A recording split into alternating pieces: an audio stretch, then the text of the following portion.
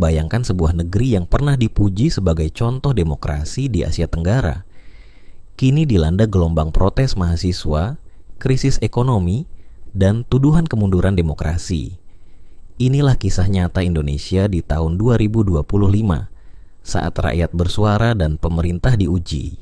Pada awal tahun 2025, suasana di berbagai kampus di Indonesia tidak lagi sama. Bukan karena jadwal ujian atau skripsi yang menumpuk, melainkan karena bara amarah yang perlahan menyala di dada para mahasiswa. Gerakan ini bukan sekadar ekspresi kemarahan sesaat, tapi merupakan akumulasi kekecewaan panjang terhadap kondisi bangsa yang dirasa semakin menjauh dari nilai-nilai demokrasi dan keadilan sosial. Semua bermula dari serangkaian kebijakan kontroversial yang diambil oleh pemerintahan baru Presiden Prabowo Subianto dan Wakil Presiden Gibran Rakabuming Raka. Salah satu yang paling menyulut amarah adalah program makan bergizi gratis untuk pelajar. Meski terdengar baik di permukaan, program ini ternyata menggerus alokasi anggaran untuk sektor-sektor krusial seperti pendidikan tinggi, bantuan sosial, bahkan subsidi kesehatan. Bagi mahasiswa, ini bukan sekadar soal anggaran, ini soal prioritas negara. Ketika dana kampus mulai dipotong, beasiswa tak lagi cair tepat waktu, dan fasilitas belajar makin terbatas, mereka merasa perannya sebagai generasi penerus bangsa dikorbankan demi pencitraan politik. Situasi ini diperparah dengan memburuknya kualitas demokrasi yang tampak jelas dari minimnya ruang kritik dan maraknya pembungkaman suara berbeda. Isu-isu seperti dugaan intervensi kekuasaan dalam Mahkamah Konstitusi, pemusatan kekuasaan di tangan keluarga elit politik, hingga penyalahgunaan aparat untuk membungkam protes, semakin menegaskan bahwa demokrasi Indonesia sedang berada dalam ancaman serius. Gelombang protes pun dimulai dari kota-kota besar seperti Jakarta, Yogyakarta, Bandung, Makassar, dan Medan.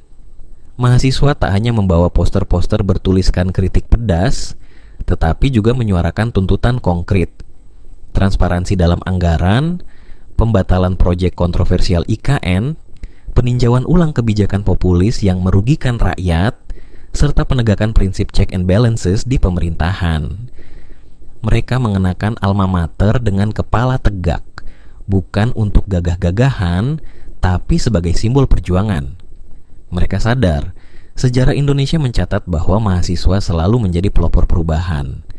Dari 1966, 1998, hingga 2019, suara mahasiswa selalu hadir di saat negara mulai melenceng dari cita-cita reformasi.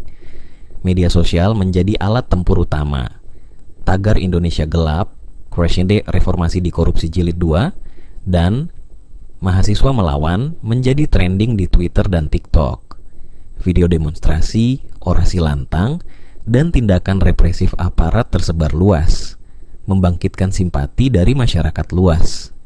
Namun, perjuangan ini tidak berlangsung mulus.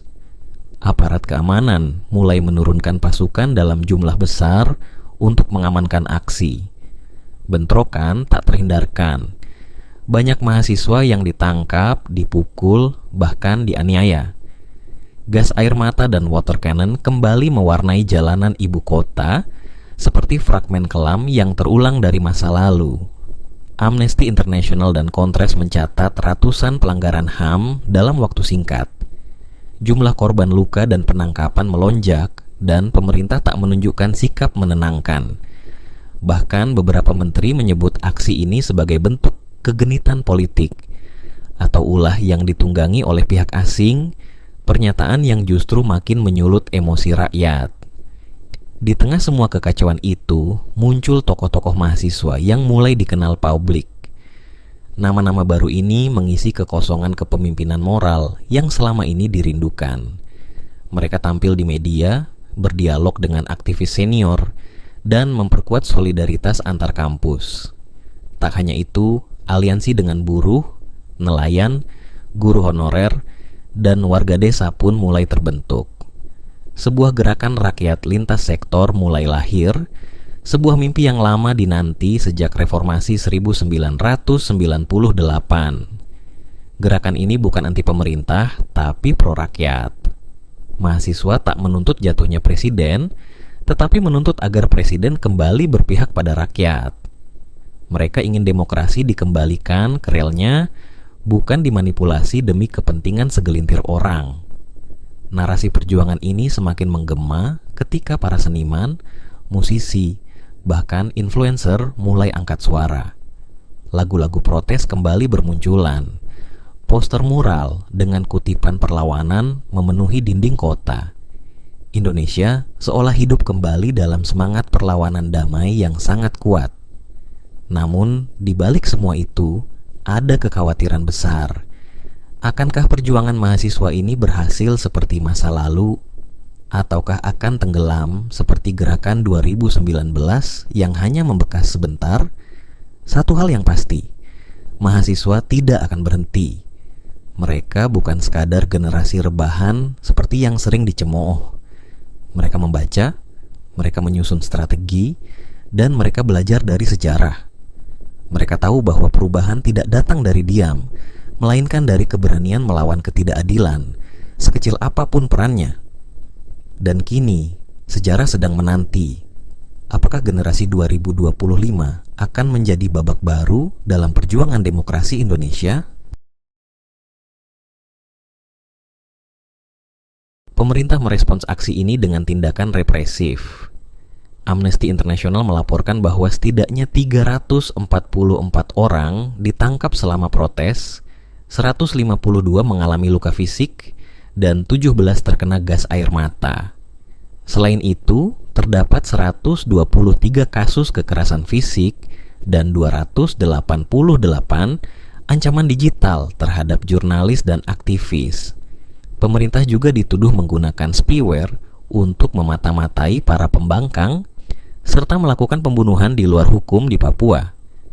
Hal ini menimbulkan kekhawatiran akan pelanggaran hak asasi manusia yang serius. Situasi politik yang tidak stabil berdampak pada ekonomi. Indeks harga saham gabungan (IHSG) anjlok lebih dari 7% dalam satu hari perdagangan pada Maret 2025, memicu penghentian perdagangan sementara. Investor asing menarik dana mereka dan nilai tukar rupiah melemah tajam. Pemerintah mencoba meredam krisis dengan langkah-langkah seperti pembelian kembali saham oleh perusahaan publik dan intervensi di pasar valuta asing. Namun, kepercayaan investor tetap rendah dan kekhawatiran akan masa depan ekonomi Indonesia meningkat.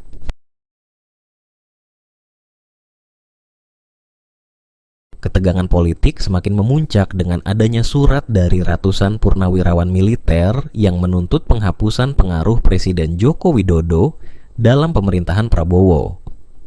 Mereka juga menuntut penghapusan proyek Ibu Kota Negara (IKN) dan kembalinya Konstitusi 1945 yang asli.